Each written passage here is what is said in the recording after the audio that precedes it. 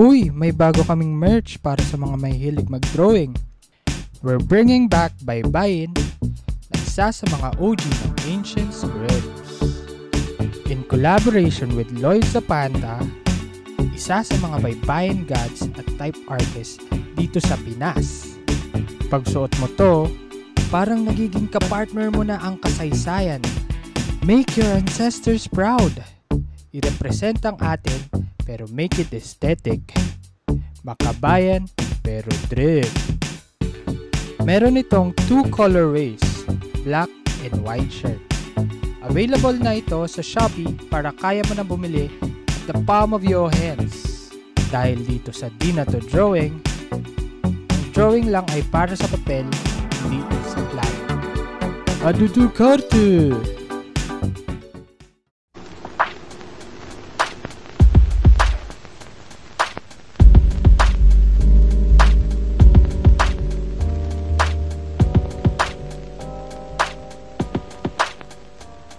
Hi, I'm Alan and welcome to Di Na To Drawing Podcast episode 67. And today, dahil kaka-New Year lang kasi dapat nga na to bago pa mag-New Year magagawa. Pero Spotify naman to podcast naman to. So anytime, anywhere, pwede nyo pakinggan. Pwede nga, pakinggan nyo to sa future. De, joke lang. Hindi naman natin yung sa time di ba, sa Spotify. Anytime pwede talaga pakinggan. So, ang pwede natin pag-usapan ngayon is i-recap natin lahat ng nangyari this past year na 2024. Then, papakita natin yung sa Spotify Wrap. Titignan natin yung mga nangyari na achievements, ano yung nangyari dun sa mga episodes. Tapos, magkakaroon din tayo ng guest mamaya para pag-usapan yung ating mga learnings, mga manifestations, pati yung pagiging grateful natin sa taong 2024. So today, bago tayo magtungo doon, kamusta yung mga drawing natin ngayon, Para kasing ito yung magandang time pagkapasok ng January talaga. Dito lumalabas yung mga New Year's resolutions. Pero sa akin parang New Year's resolulo yung parang kunwari gagawin mo siya pero all throughout the year. Next year na naman, ganun na naman yung drawing. Mga drawing talaga tayo Pero sana this time, maganda ngayon is kulayan talaga natin. Kasi manifestations itself dapat may kasamang may kasamang work, faith, pati kumbaga dapat naniniwala ka naman namang mayayari siya. So, dun muna tayo sa Spotify Wrap. Nakakatuwa kasi parang last year lang is 10K yata, 10K plays. Tapos ngayon, 2024, umabot tayo ng 22,000 plays across all platforms sa Spotify. So, salamat sa lahat ng nakinig and sumuporta pa rin sa Di Na To Drawing Podcast. Nakakatuwa, ang dami natin na guest last year. Talagang jam-pack siya Iba-ibang klase ng tao, iba-ibang klase ng field, iba-ibang klase ng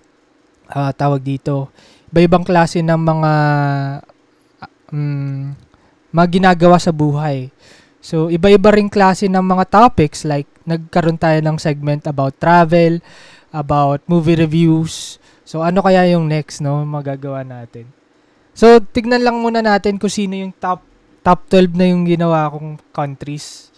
Pero marami pa dun As in, pag tinignan mo yung sa Anchor kasi, makikita mo yung mga bansa na magugulat ka ba't sila nakikinig sa'yo. Hindi ko alam paano nila nakita yung Di Na To Drawing sa iba't ibang bansa. So, ang top 1 natin, syempre, Pinoy Pride, Philippines. Second is USA. Third is Canada, for our Canada friends. Fourth is UK. Hindi ko sure kung sino yung kilala natin sa UK. Pero, salamat sa nakikinig sa UK. Fifth is UAE, United Arab Emirates. Saludo sa inyo. Sixth is Japan. Seventh is Germany. Ito nakakagulat, Germany. Paano kaya ako napunta dun, Eighth is India. Mga Mekos brothers. Hindi ko alam paano din tayo napunta sa India. 9 is Singapore. Sa Singapore. May friends ba ako sa Singapore? Hindi ko sure. France, yung tent. Hindi ko alam. Sino bang friends natin from France? Padala naman kayo ng croissant. 11 is Denmark. Wala akong kilala sa Denmark pero salamat. Salamat sa nakikinig. And 12 is Australia. Yan, yung mga nilook forward nating bansa this year. And nakakatuwa. Ang top episode natin is Deadpool versus Wolverine with Kaloy, Carl Real with 1,114 plays. Grabe. Daming fans ng Marvel, no? Daming fans ng Deadpool and Wolverine. So, nakakatuwa, no? May 1,000 na tao na kinig.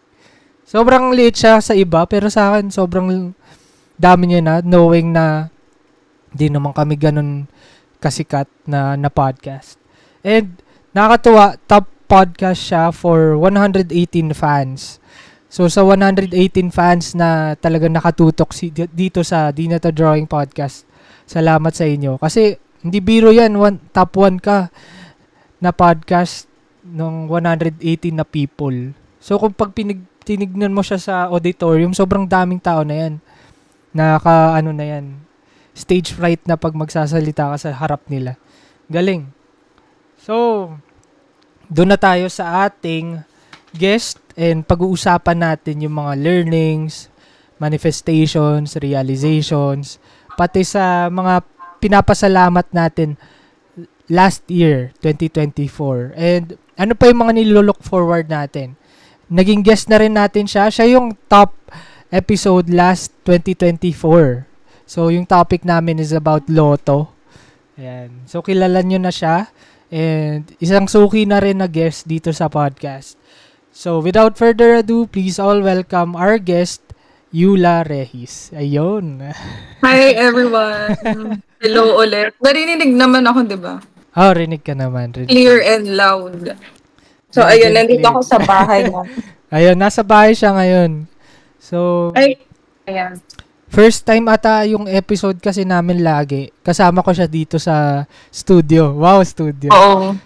Diyan mismo sa bahay/studio. So, yun, first time naman ngayon sa online, magiging guest natin si Yula. And ikaw ba, Yula, ano ba yung parang nangyari sa'yo last year? Ano ba yung mga memorable things na nangyari sa'yo? Okay, memorable muna. Sige. Actually, sobrang dami kasi one of the books yung year 2024, ang daming unexpected na bagay na nangyari and at the same time, marami din akong magandang memories in year 2024. Gumawa din ako ng parang note. So, meron akong kasi kailangan ko ng guide and kasi madami, sorry, nabubulong ako. Dahil madami-dami siya. So, ayun. One of the memorables na nangyari sa akin or pasasalamat, like something that I've been grateful during tama naman, di ba? Memorable naman. Or so ayun, una sa lahat, ito talaga yung pinagdasal ko or hiningi ko sa universe kasi during the first quarter ng 2024, ayun yung one of the lowest moments ng life ko. And yung nakuha na memorable or grateful ako is number 1, yung magkaroon ng permanent job. As in, minanifest ko siya na sinabi ko, please ibigay niyo na sa akin to kasi kailangan ko siya. And nagkatotoo. Actually, minanifest ko siya nung sa podcast pa yun. Oh. Tama, no? First episode or second episode? Hindi ko maalala. Parang pero bago mag-start nung year ng 2024, di ba nanghingi ako ng parang sa Google form na mga drawing sa buhay. Tapos isa yun sa sinulat mo. Tapos binigkas ko siya sa podcast. Tapos yun, nangyari. Anonymous siya. And then sinabi ko, ayun, sana makakuha ko ng permanent job with yung desired salary ko. Tsaka sa Australia client siya. So, nagkatotoo. So, ayun yung isa sa remarkable and memorable thing na nangyari sa akin last year. Kaya sabi ko ito lang. Kaya sabi ko sa inyo, pagka nagsulat kayo nung sa mga drawing namin, kita mo sa kanya nagkatotoo. So, No, sulat lang talaga, oo, guys. talagang parang sinabi ko kasi I-manifest. lahat ng mga gusto nyong mangyari, i-drawing nyo siya, tapos, syempre, kasama yung gawa dun.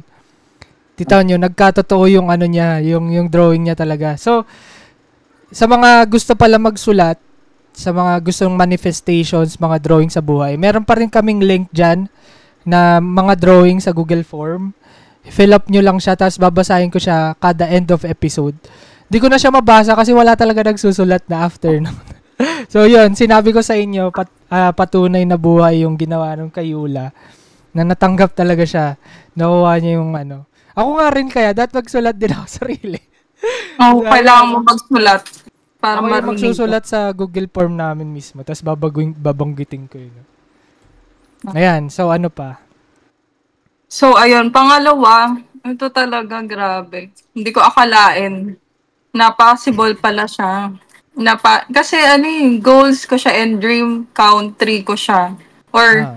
as in, parang feeling ko hindi ko magagawa to. Nang ako lang. So, ayun. Second is travel outside the country, specifically sa Japan, Osaka, Japan. As in, sobrang, hanggang ngayon pag naalala ko yun, grabe, nangyari pala yun. Possible pala yun. Tsaka ayun, pwede ko ba i-disclose ka sa kanila yun? Ano yan? Na, kundi dahil sa'yo. Pwede naman. Ayun, hindi dahil kay Allen. Hindi mangyayari yun. So, ayun. Ay isa sa mga sobrang grateful and at the same time, memorable talaga sa akin na masasabi kong one of the books and kasi sobrang hirap eh. Para makapasa ka pa nga lang sa Japan visa. Sobrang parang nanalo ka na sa loto nun kasi not everyone na kakapasa or nagkakaroon ng opportunity na mag-grant ng visa Japan. So, ayun, parang gift na yun sa akin. A great Christmas gift sa akin ni Allen nung last year or 2024. So, ayun. Di, tsaka ano, sobrang ano daw eh. Sobrang lakas mo daw kasi first out of the country mo Hindi ako visa. nahiya no? Kapala mo. Travel Japan visa agad eh. agad ng Japan. Grabe, sabi ko. Ang hirap nun. Parang umpisang alis mo Japan agad. Ganun Kaya, kalupit si ano. Tsaka Tapos salamat may din kila visa Ali. pa. Kila Oh, Ali, ayun. kila Ayun Ivan. pala. Grabe. Ayun, thank you kay Ali, especially kay Ali, kay Ivan, sa kanilang dalawa. Kasi grabe yung ano nila, patience and hard work para ma-process yung visa, lahat, yung itinerary. Alam ko sobrang stressful nun. Especially kasi madami tayo, yung family and all. So ayun, lahat ng ginawa nyo, thank you. Kasi hindi maging possible to without your help. So ayun, thank you ulit. Ayan, ano pa? Meron ka pa ba na... Ano pa ba? Ito, common siya pero kailangan ko pa rin siyang sabihin. Sa healthy and family, healthy yung family ko and or loved ones and family. Ayun, dapat magpasalamat tayo kasi every year hindi natin alam kung anong mangyayari and every year is uncertain and everything is changing. Like hindi mo mangyayari alam bukas or sa susunod na mga araw. So ayun, grateful ako dahil lahat ng family ko and yung loved ones ko are safe and healthy. So, ayun, I'm grateful kasi lahat sila ay safe and masaya rin during 2024. And, ayun, okay din kami mga ng family ko, ng kapatid ko so far nung 2024. So, ayun, isa sa mga pinapasalamat ko or grateful ako nung 2024. Totoo.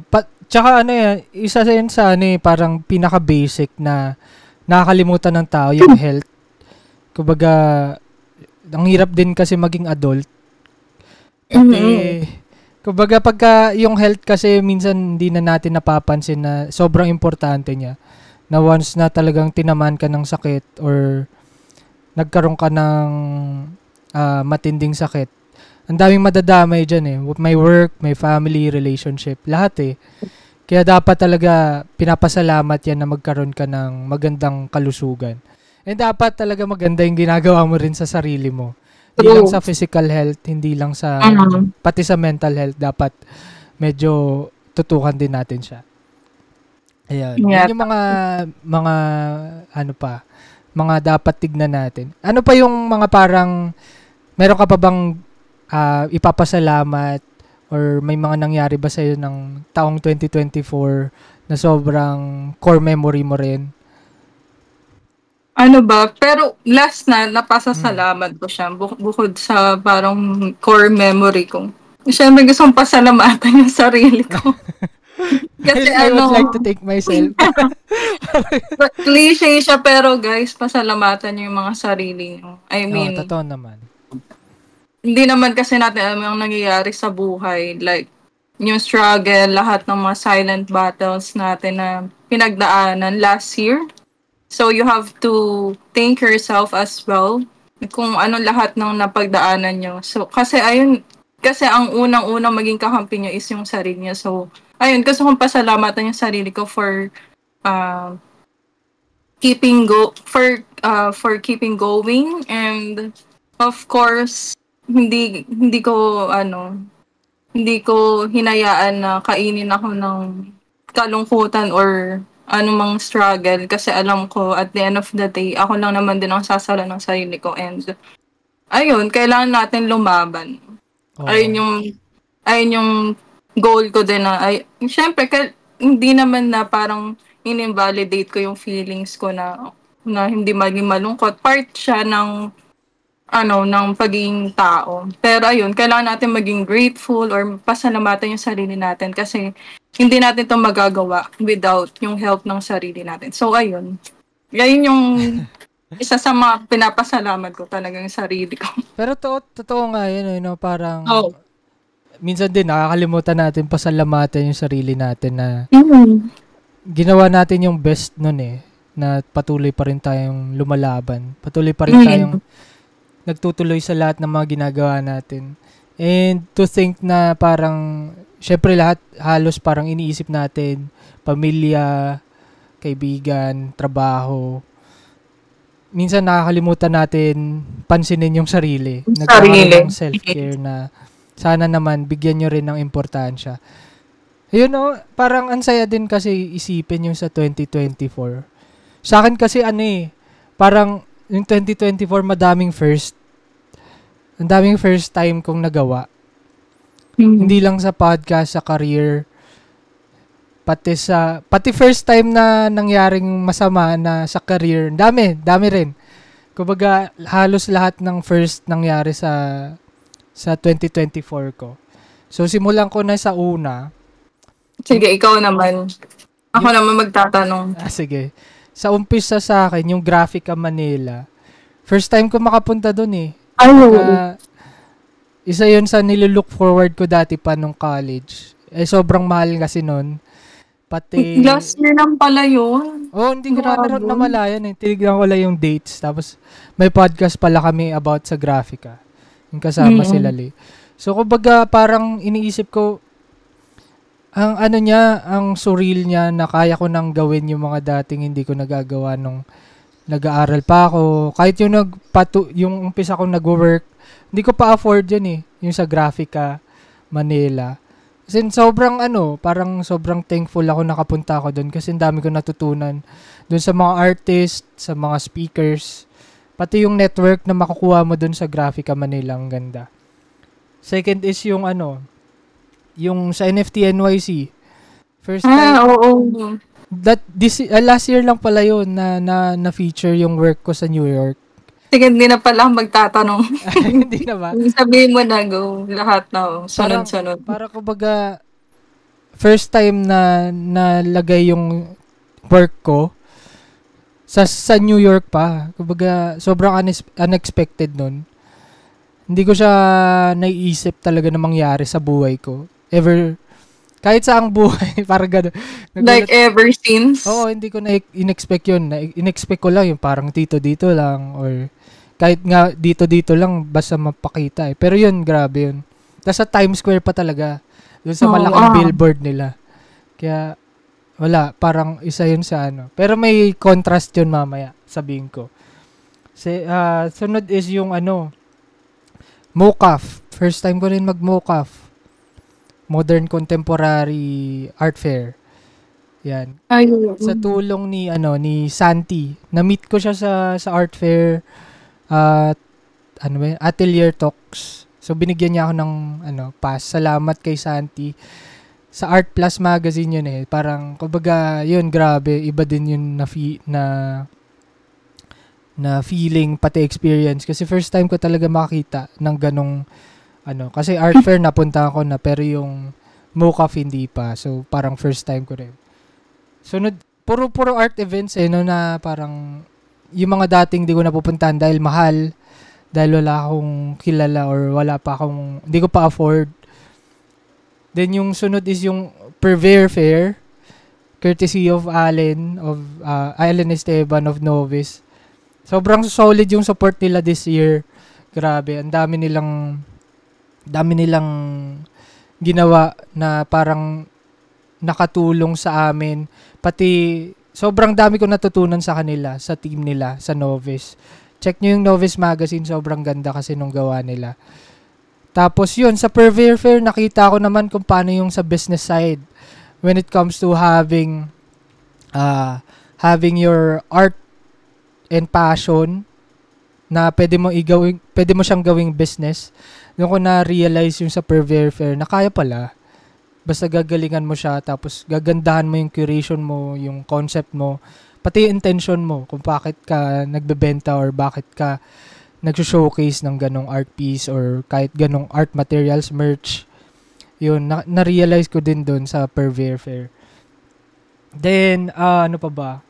Nag-Aniv Pod pala kami. Kasi last year, first year ng Di Na To Drawing podcast.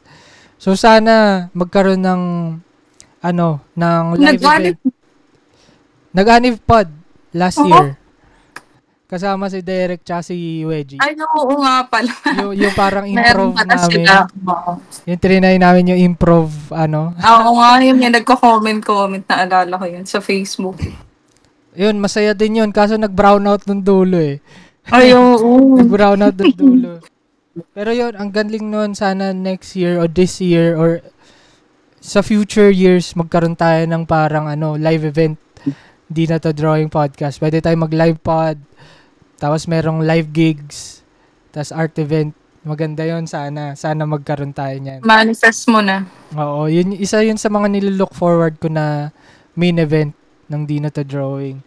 Tapos, ano pa ba? Ayun, aside from Aniv Podcast, nagkaroon tayo ng live podcast na 2 beses. First time is yung sa Astbury. Yun yung decked out exhibit ng CryptoArt PH courtesy of Eric Manuel. Ayan, sobrang solid nun. Kasama natin si Sir Eric Manuel doon. Sila Tito Jopet, Maliksi, and other artists na nandun sa Astbury.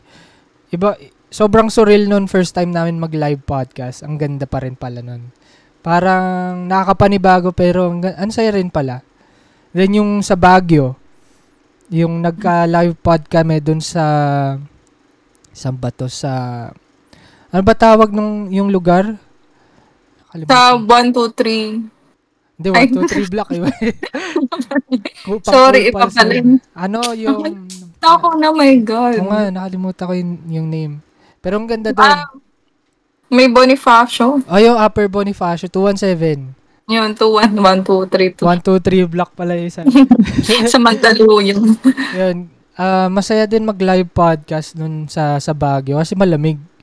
Yung kailangan mag-aircon. Tapos kasama namin sila Robin, si Ulep, yan sila Tito Jobs, si Sif Croy, si El, yung Bit Pinas nandun din. So, yun. Si Deadman. Nandun din si Deadman. So, lahat kami nandun, nag-live podcast, tapos puro bata, photographers, creatives yung nandun din. Kaya, saya din. Kasama rin namin yung Novice no, as media partner. Sobrang ganda nung ginawa nila. As in, ayan. Ang galing nung collaboration niya. And sakto, yun din yung first exhibit na kinurate ko. Na sobrang stressful. Stressful siya in a way, pero rewarding din naman siya sa dulo. Pero yun, dami ko realizations dun sa exhibit na yun. Na kaya ko rin pala gumawa ng ganun. Mag-head ng isang exhibit. Then, nagkaroon tayo ng guest. Ay, hindi. Yun pala muna, yung CD. Dami nangyari, no? CD namin ni Kiss Kid. Collaboration namin ni Kiss Kid. Na, ano yun, yung London Labor. Available pa siya. Message nyo lang si EJ ng Autotelic or yung Kiss Kid niyang handle sa IG. Meron pang remaining copies ng CD. Physical CD. Na talagang tagal din namin ginawa yun, yung collaboration na yun. And nagkaroon din tayo ng guest around from Mindanao. Yung Balay Kasamtangan na sobrang ganda rin ng concept nila, ang ganda nung iniisip nila. And sana talaga, if ever, pagka nadalaw tayo dun, punta natin yung Balay Kasamtangan. Dun tayo mag-live pod. And lastly, yun nga, yung sinabi ni Yula na talagang di namin ini-expect na mangyari. Pero ang tagal ko na siyang inisip talaga yung Japan. Parang first quarter pa lang ng taon, talagang pinag-aandaan na namin nila Ali yung Japan. Kasi talagang tagal na namin siyang dream destination. Hindi namin naisip talaga na kaya pala, makakapunta rin pala kami. Siyempre, hindi naman kami ganun na parang ang bilis lang mag-process ng visa. Hindi naman kami ganun. Kailangan talaga dumadaan kami sa proseso. Pero ang ganda pala talaga nun. Experience yun. Kasama mo yung family mo, loved ones mo. Ang saya nung experience. Yun yung mga pinapasalamat ko nung this last year. Marami pa kaso hindi ko na kayang Pasalamatan mo rin yung sarili mo. Ay, sorry. I would like to thank myself. Salamat din sa family and friends na nandiyan pa rin. Support sa mga nangyayari. And, ayun, ano pa ba? Yun, siguro yun yung mga naisip kong mga nangyari last year. Ikaw ba, may natandaan kang episode last year na tumatak sa'yo? Episode? Nang di na to, drawing. Ay, hindi pala fan to. Hindi pala fan. Lutang, hindi. Ano ba?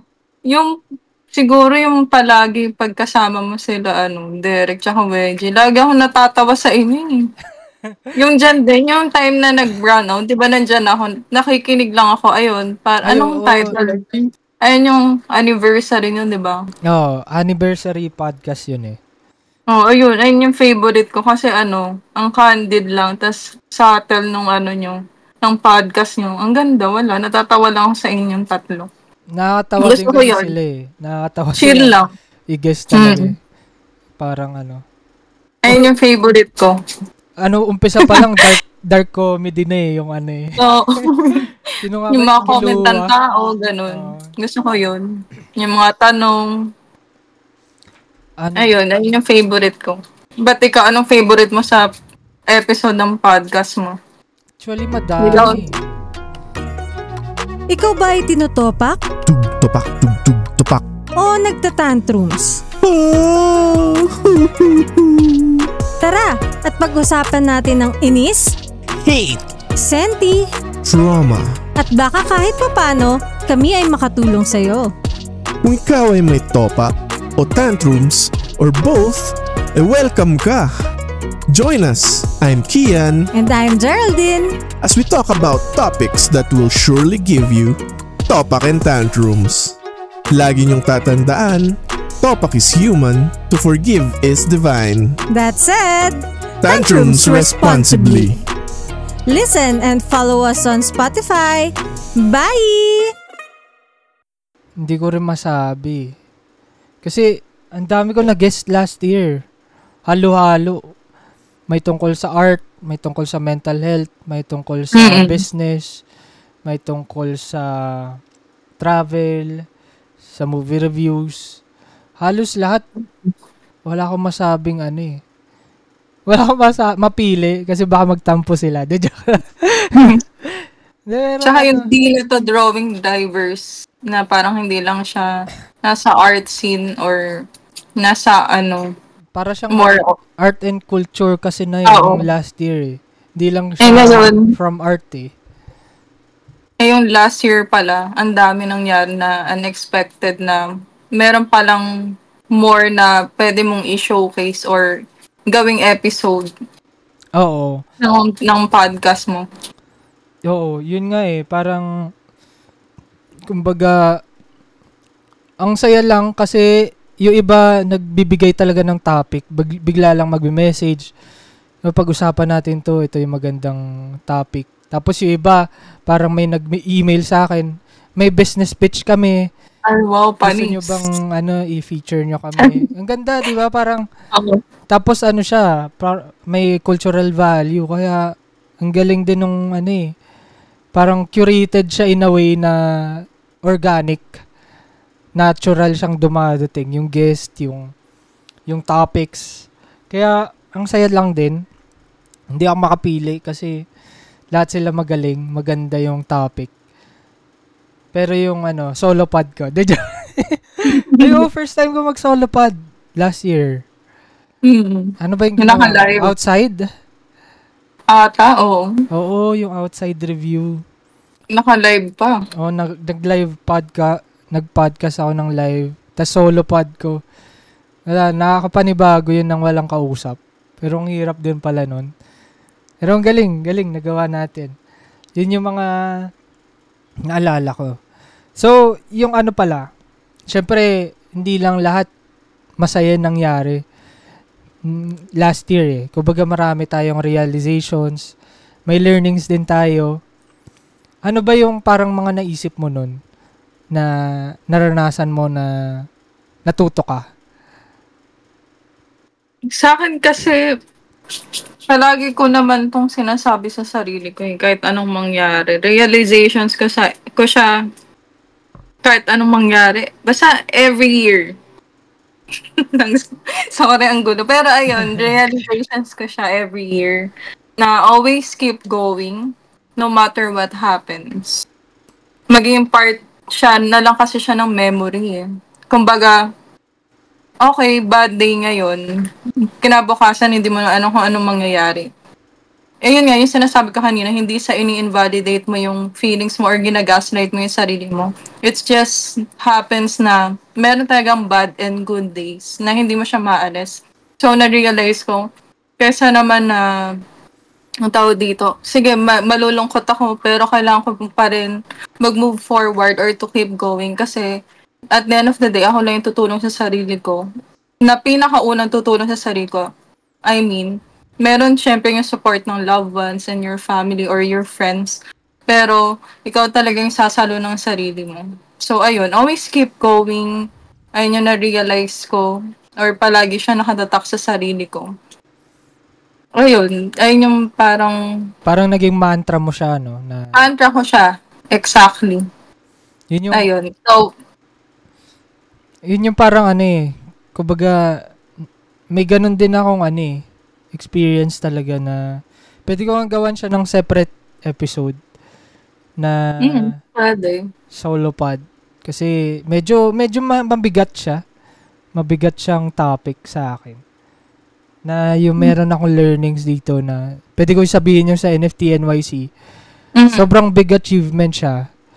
Pero yung sa loob-loob ko, yung struggle ko around my career that time, sobrang bigat. Kumbaga, sobrang unstable na siya. Hindi ko alam kung ano yung next na mangyayari sa akin. Saan ako kukuha ng pera? Saan ako kukuha ng funds? Saan ako kukuha ng income? After that. Kasi parang mayroon akong clients noon that time. Then parang biglang nawala sila lahat. Ganon kalala. Na parang ikaw sineselebrate ka ng tao na feature ka dito sa article na ganito. Masaya sila for you, tapos parang nagugulat sila sa achievement mo. Pero deep inside, yung sa'yo naman, nag-struggle ka. Paano ako next month? Paano ako next month? Na saan ako kuha ng pera? Kasi that time, parang yung projects ko sobrang baba. Hindi ko man lang na-reach yung quota ko na desired income ko para talaga mabuhay ako. Parang sapat lang, minsan kulang pa. Kumbaga, may ganun akong struggle that last year na isa yun sa pinaka nag-disrupt dun sa sa work-life balance ko. Kasi last year simula 2021 to 2023, sobrang ganda nung takbo nung career ko eh. Kumbaga, dami kong projects, dami kong clients. Then came to 2024, bigla lang nawala yung iba. Yung iba Unexpectedly. Unexpectedly. Syempre kasi pag freelancer ka, hindi mo siya mako-control eh. Yung ibang Kasi syempre, hindi siya ganun ka-consistent, kumbaga. Pero nung time kasi ng 2021 to 2023, consistent siya. Sabi ko, kaya ko talaga to. I-pursue talaga yung ganitong career. Then, nagulat na lang ako biglang nawala lahat. Kahit ang dami kong achievements last year, mabigat man o malaki, hindi ko siya na-feel, to be honest. Kasi yung na-feel ko, kung paano ako mabubuhay next month. Ganong struggle na yung nangyari sa akin. Kaya siguro, pwede ko siya gawan ng next ibang podcast. Ng solo podcast ulit. Para siguro, wala lang. Ikwento ko lang kung ano nangyari. Pero yun, ang wild lang nun. Ang wild. Complete contrast siya talaga. Parang isa sa highest achievement mo, tas lowest of low mo yung nangyayari sa buhay mo. Ang ganda nung nun contrast. Hindi ko rin ma-explain bakit ganon bigla. Pero yun, isa yun sa na-realize ko na meron akong naisip kasi we are always manifesting, 'di ba? Parang ganito. We're always claiming na ito'y sana yung mangyari sa atin.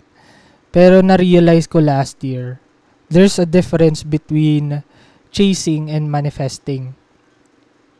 Na ang kasabihan nga, pag yung paro-paro,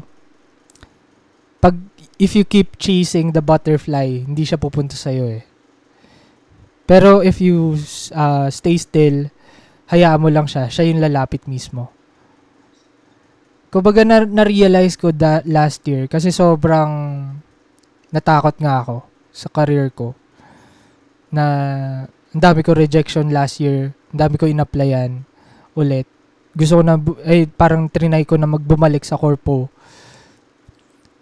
Parang, kumbaga sobrang naghabol ako sa lahat. Inayos ko lahat ng portfolio ko, website.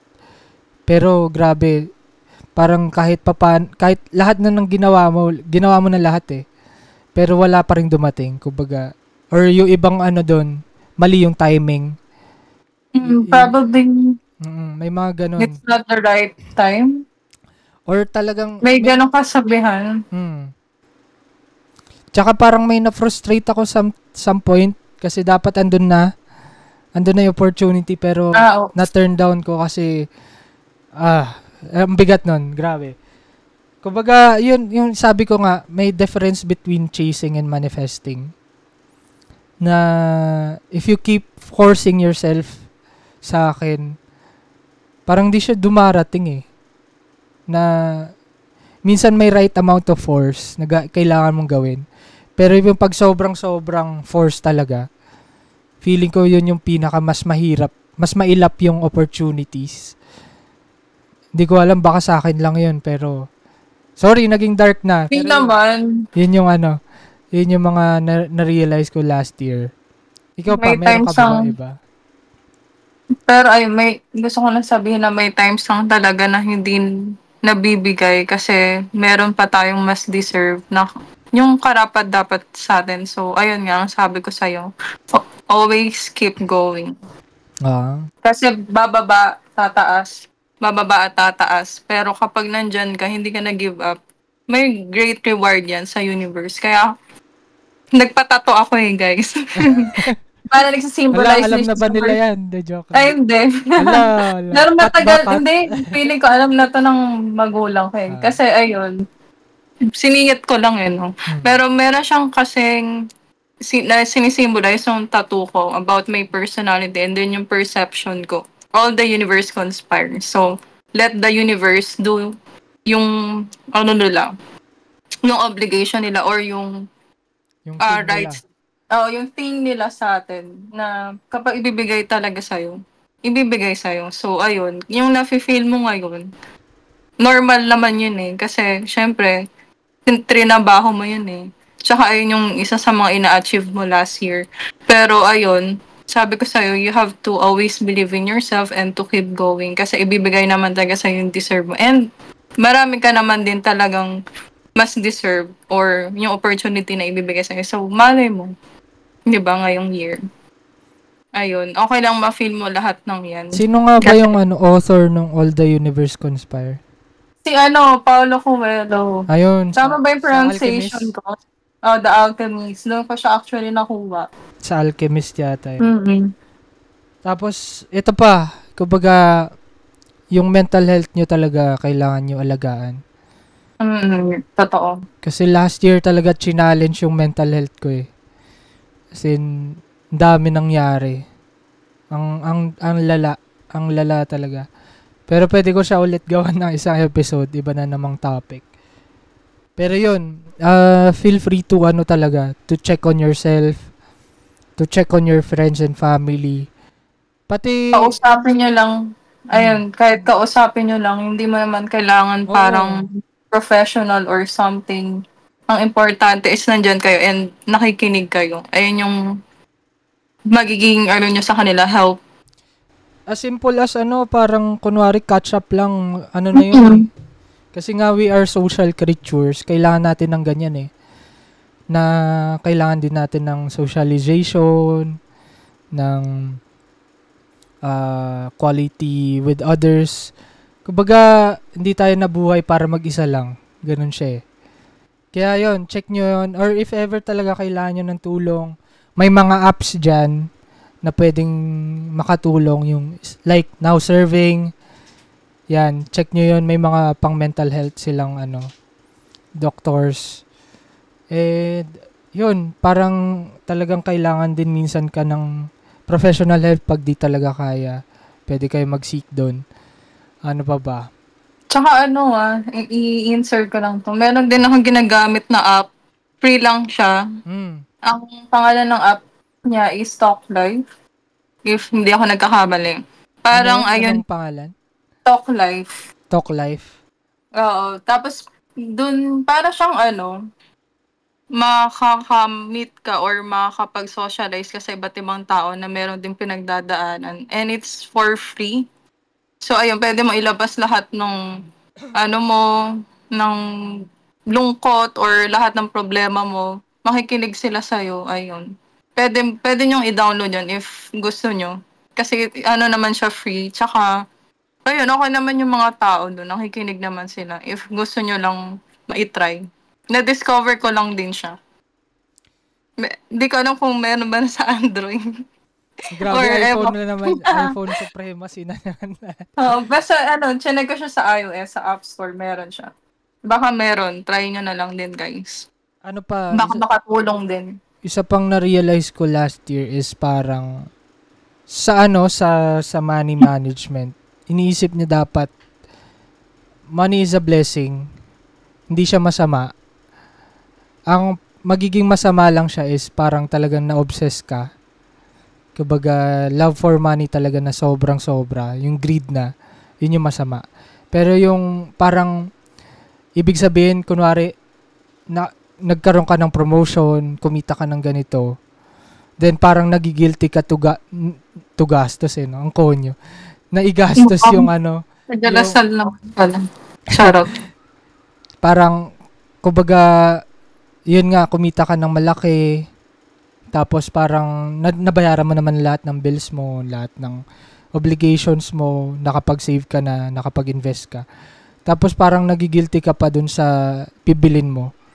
Minsan dapat hindi natin, or kaya yung iba, kunwari nagpo-post na first time nila magkaroon ng ganito. Yung iba kasi nagmamayabang lang eh. Pero yung iba, alam mong genuine eh. Na parang, ay, yabang niya kasi nagpo-post na siya ng ganito. Ganyan yan. Parang iniisip ko dapat bakit kasi laging niro-romanticize ng tao na pag marami ka ng pera, hindi ka masaya. Kumbaga, hindi ba pwedeng dumami yung pera mo dahil naghirap ka? At the same time, pwede mo siyang gawing lahat naman balanse sa'yo. Kasi 'di ba lumaki tayo sa movies na parang pag sobrang yaman ng family, wala yung time sa ganito. Malungkot yan, ganyan. Tapos i-romanticize nila. Buti pa tayo magkasama kahit wala tayong makain. Masaya. Dapat sana i-retire na yung ganong idea eh. Sino nga yung vlogger na yan? Meron yan. Meron yung ba? magkakapatid. Oo, nag-vlog sila na parang masaya na daw sila. Asin lang yung kinakain nila. Sama-sama sila. Hindi masyadong niro-romanticize yung ganong thought na. Kalimutan ko na yung pangalan. Kumbaga, bakit kailangan mo siya, dapat nire-retire na talaga yung ganong thought eh. Sino ba naman masaya na kumakain ka ng isang beses isang araw or walang makain yung pamilya mo? 'Di ba? Tapos survival mode. Hindi siya kumbaga dapat magkaroon tayo ng ibang standard of living na kaya naman sana magbigyan ng pero ang hirap pa rin, medyo controversial topic siya. Sasabihin na naman gobyerno ang daming factor kasi. Pero kumbaga sana i-retire na yung ganong thought na gets yung yung companionship ng family, pero sana i-retire yung thought na nagugutom sila. Kumbaga, yung okay na sa ganun, magsasettle na sa nakasanayan nila. Ewan ko, bahala kayo, pero sa akin ayoko nung ganun na gusto ko na yung masaya kayo na may makakain talaga yung sapat na sapat. Hindi yung sa akin. Okay lang. Nasa nakasanayan. Ayoko makasanayan yung ganun. Ayoko rin yung ganong thought na okay na ako sa ganito. Kasi kumbaga nandun pa tayo sa stage na kailangan may gusto ko pang gawin na parang hindi ka lang para dun. Yun yung iniisip ko eh. Wala lang, naisip ko lang yun, yung ganong thought. Medyo naanuhan ako. Anuhan ako sa finances kasi nga medyo mababa yung natin eh. Kumbaga sa financial literacy. Kahit ako hindi pa ganun ka well off sa finances na Pero kumbaga sana ma-realize ng tao na blessing yung money. Kaya kanyang blessing talaga. Kaya kanyang i-sustain, kaya kanyang pasayahin. Can buy you happiness talaga. Tsaka meron nga yung mga 'di ba, skit or yung mga reels na yung malungkot ka pero nagta-travel ka, nagsha-shopping ka, 'di ba? Hindi, meron naman thin line na sobrang self-care ka na. Yung parang deserve ko yan. Iba naman yung ganun. Mm-hmm. Yung sobrang mo na yung in-exploit mo na yung ganung word na lahat na lang deserve mo.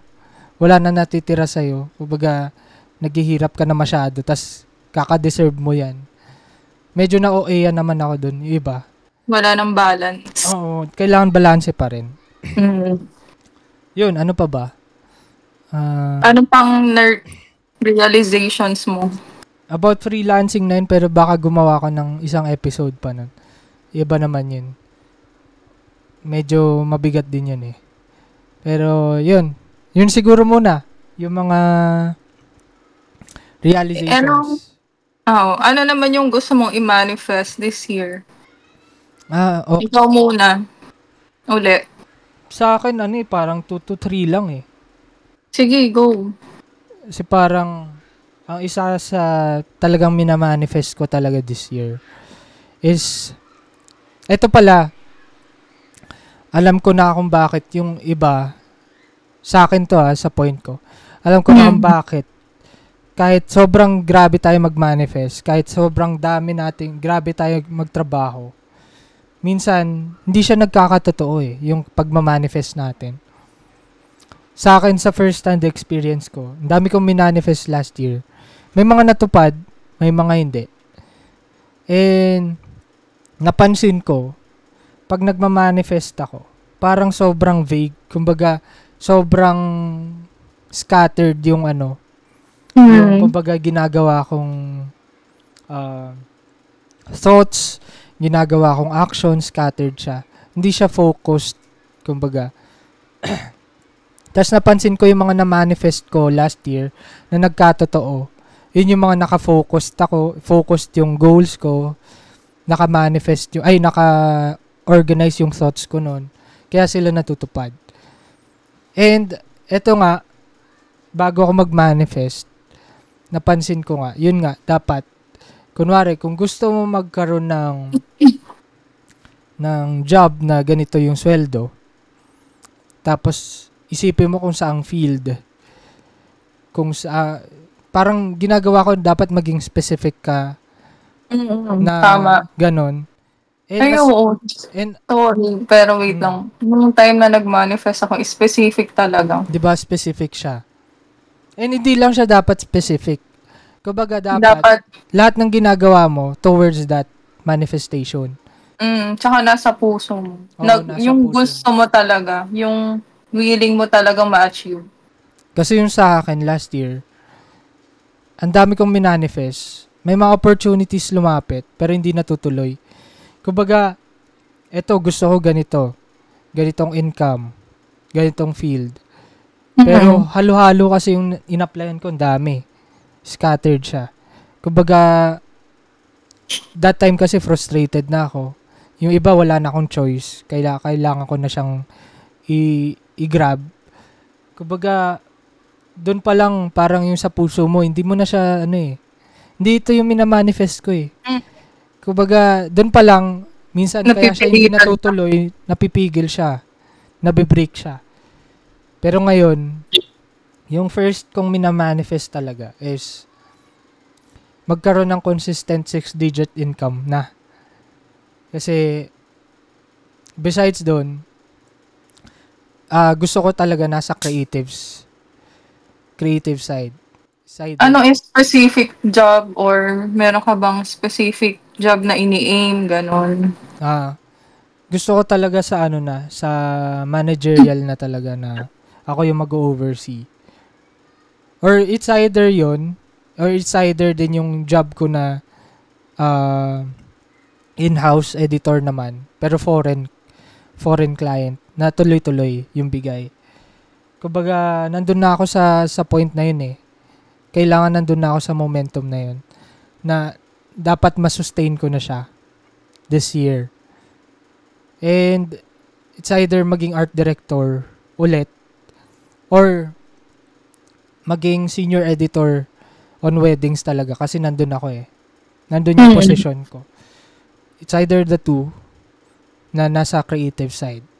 Pero talagang ini-aim ko foreign client. Di na ako sa local. And ano pa ba? Ikaw pala muna. Hindi, ikaw nga muna. Ay, ako ba muna? Lahat ng ko. Tatlo lang, di ba, yung sa'yo? Or kung gusto mo dagdagan. Actually, sinulat ko dito 5, pero 2 to 3 yung ko. Natutunan ko to kay Victor eh. Magtanggol? Joke lang. Sino yun? Si Victor na Anastasio. Na magkaroon ka ng 2 goals na major goal. For a year. Kaya yun yung ginawa niya. So sa akin naman, second is yung magkaroon ng collaboration ulit, yung Di Na To Drawing. Na may iniisip na akong kakolaborate. 2 lang, kahit 2. This year. And mabigat yun. Kumbaga, excited ako makakolab sila. Pero yun, magkaroon ng 2 collaborations. Tapos, having that said, dapat ma-shoot ko na talaga yung mga merch ng maayos. Na talagang well represented sila. Gusto ko silang medyo, maganda na yung pagkakashoot. Kasi, naubusan ako ng time last year. Ang dami kasing ganap. Kaya, this year, ilalagay ko talaga siya sa calendar ko. Na para talaga mas maraming magawa pa na output. And yun nga pala sa una, kaya gustong-gusto ko talaga magkaroon na ng consistent 6-digit income. Kasi gusto ko na talaga maparetire si mama. Kasi iba din yung nakikita ko na yung pagod niya. Gusto ko na talaga kasi minsan kaya ko naman pero minsan kinukulang talaga yung finances ko eh. Kailangan talaga dalawa pa kami. Pero ngayon sana talaga. Yun talaga yung gusto ko. Gusto ko mangyari. Maparetire ko si mama dahil sapat na yung kinikita ko. Medyo abundant na talaga. Yun yung iniisip ko. Sunod, ito pa, yung pinaka gusto kong manifestation. It's how to learn to drive. Kasi last year, nakapag-drive na ako. Yung motor lang yung hindi ko nabalikan kasi sobrang dami ring ganap. Yung manual na motor. Ayun nga, siguro ngayon ko lang siguro siya makakwento sa podcast. Kaya hindi ako makapag-drive or parang takot ako mag-drive. Kasi parang nagka-trauma ako nung bata. Na nung nabangga ako nung tricycle, nung tumatawid ako, doon parang nag-start yung trauma ko na nakakatakot sa kalsada. Na every time na nakikita ko yung kalsada dati, parang iniisip ko baka mabangga ulit ako. Or parang pag ako yung nagda-drive, baka mabangga ako. May ganun akong thought eh. Pero yon siguro kaya naman siyang i-overcome.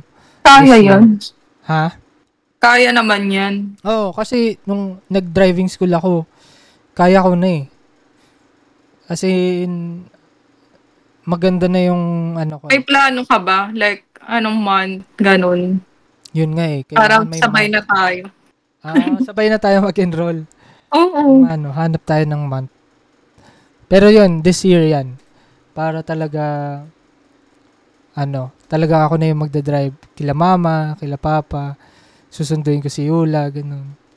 Mga ganung bagay. For a change. Di parang gusto ko rin kasi talaga yun. May times pa rin natatakot ako, pero feeling ko naman kaya ma-overcome siya. Na, ano ba yung kinakatakot mo? Joke. wala, parang nung kasi, iniisip ko baka may mabangga ako or ako yung mabangga. May ganun ako. Pero ngayon... Akala ko yung iba. Pero iba? pwede... Yung iba. Minsan kasi si Papa, grabe yun. Pag siya yung pasahero ko, wala. Agad, mainit agad yung ulo. Pero kaya naman yan. Kaya naman yan.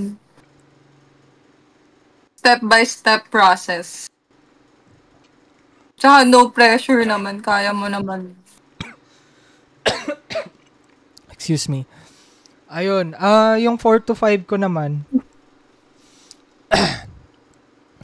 Dahil yung ibang work kasi sa foreign, sa abroad, requiring Mac setup. Kailangan naka-Mac or Apple. Pero kaya naman yan siguro. Kasi yun na yung ini-aim ko next na magkaroon ng Mac. Kasi PC setup ako ngayon eh. Kaya naman ng PC ko pero yun talaga yung gusto nilang workflow. Pero okay lang. Kaya naman siyang i-achieve this year. And lastly, travel or migrate. Yun yung parang isa sa... All the universe conspires. If given a chance, gusto ko talaga sa Australia. If given a chance na makapunta doon. Makapag-travel or migrate if ever. Kasi parang ang saya lang. Kasi siya eh.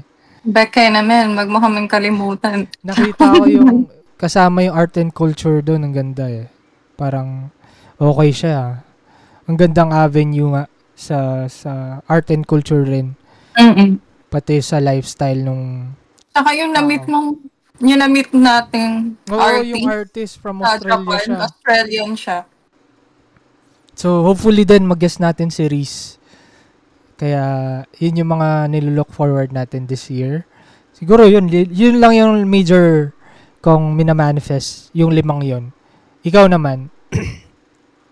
Ako talaga, kaya ito talaga yung pinakailangan ko and hoping ako na sana ibigay na din kasi deserve ko naman siya and kailangan ko talaga siya. Unang-una is yung career growth na well compensated ako. Na hindi lang masasabi na okay, nabigay na yung desired salary ko. Yung specific desired salary ko.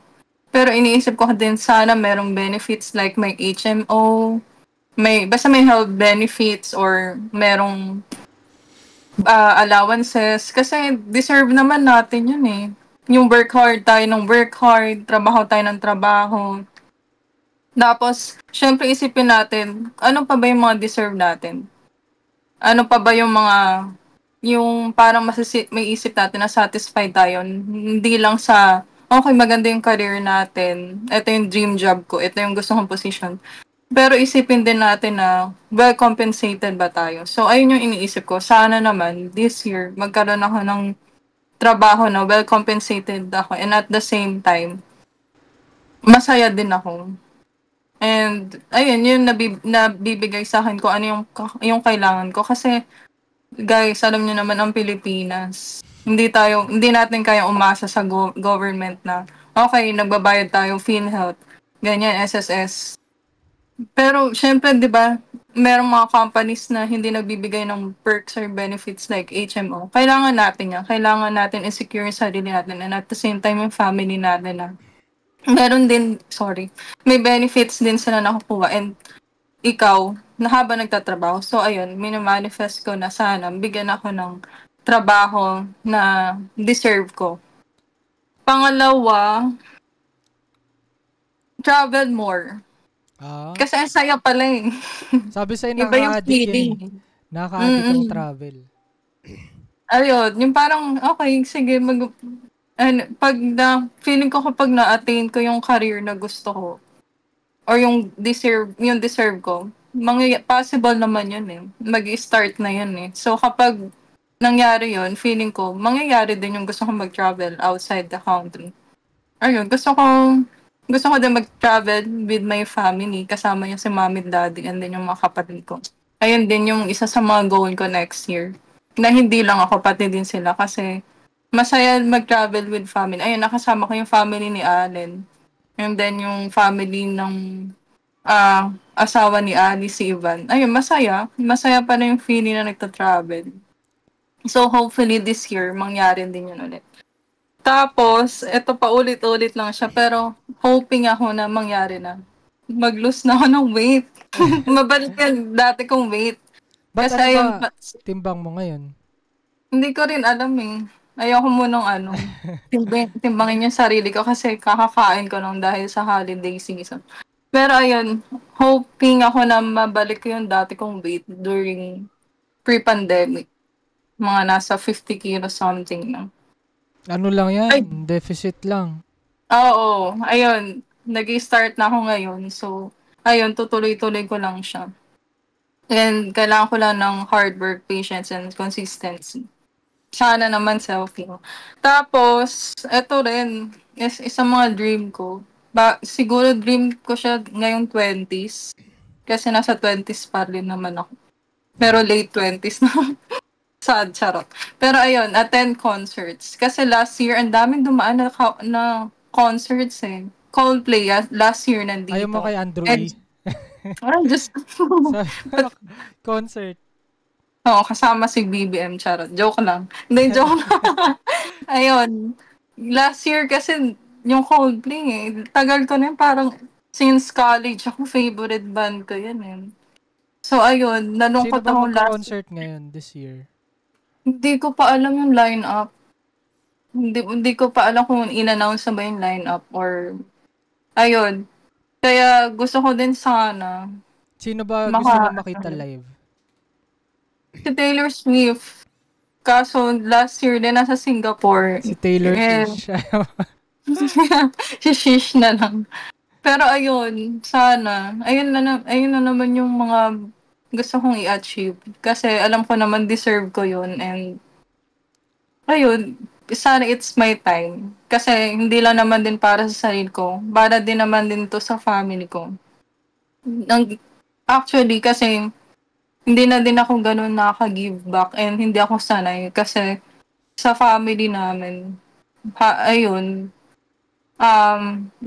basta gusto ko at this year, magkaroon naman ako ng magandang career talaga para matulungan ko yung family ko.